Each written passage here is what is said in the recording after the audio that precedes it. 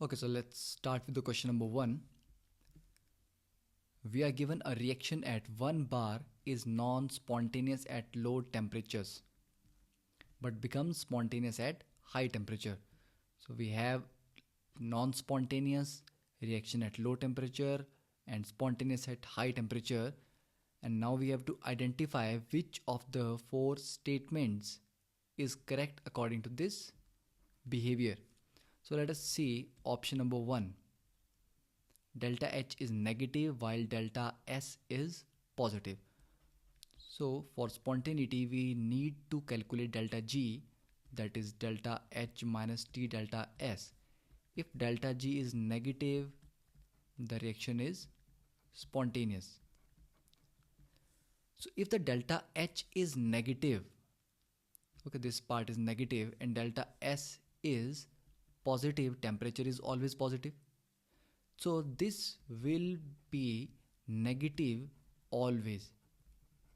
It means first option signifies that the reaction will be always spontaneous because the enthalpy and entropy factor, both factors are supporting it.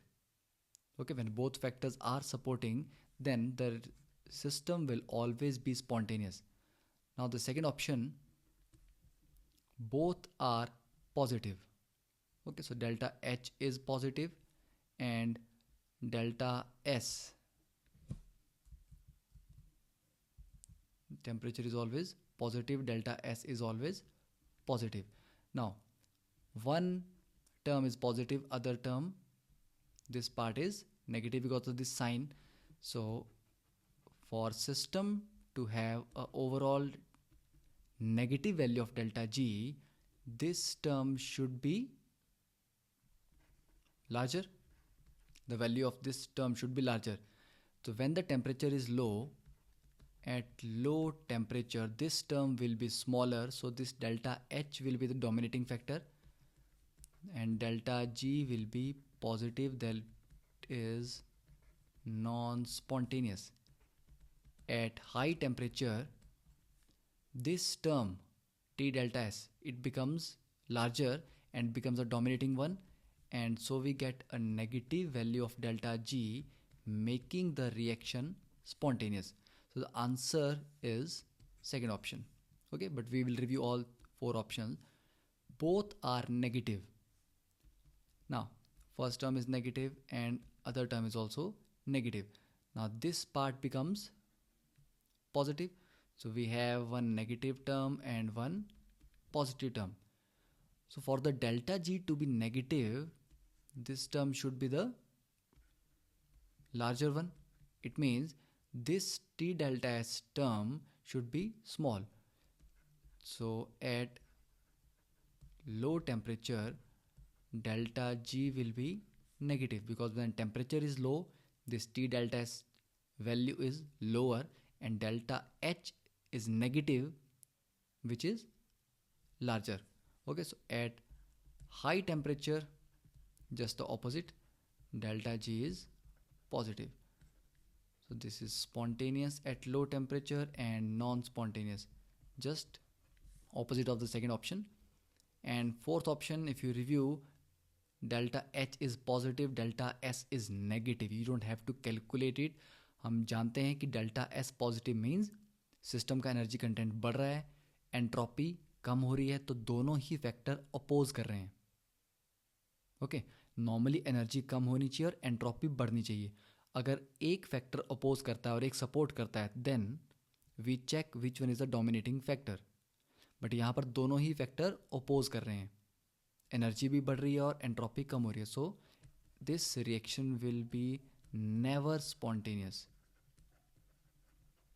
Delta G will always be positive. So answer will be 2. Now coming to the second question.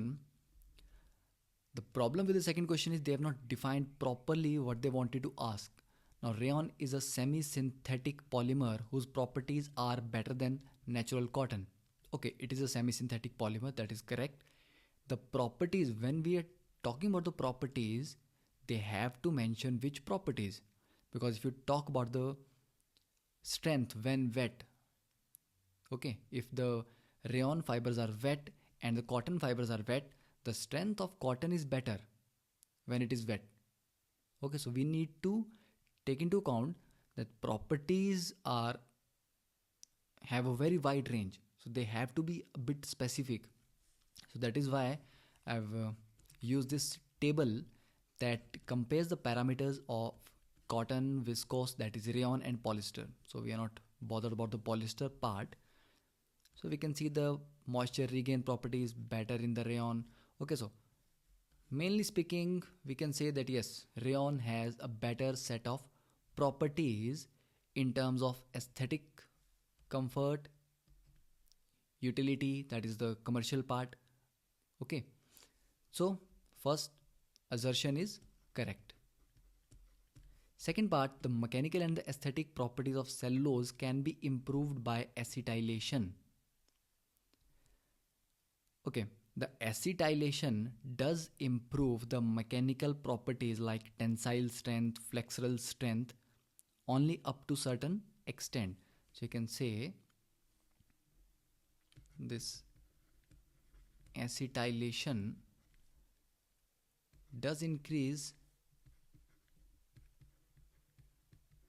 tensile and flexural strength of this polymer up to 18% acetylation. After that, the strength decreases. Okay, so this mechanical and aesthetic properties, yes, they can be improved. This is also correct. But the point is this statement correct explanation for the assertion? Now, rayon can be classified into different categories. So it is not that every rayon will involve acetylation process. There are many categories of rayon that don't have this acetylation process. Okay, so saying that the better properties of rayon are because of the acetylation is not 100% correct. It is partly correct because we have a category of rayon that is called saponified acetate, cellulose acetate.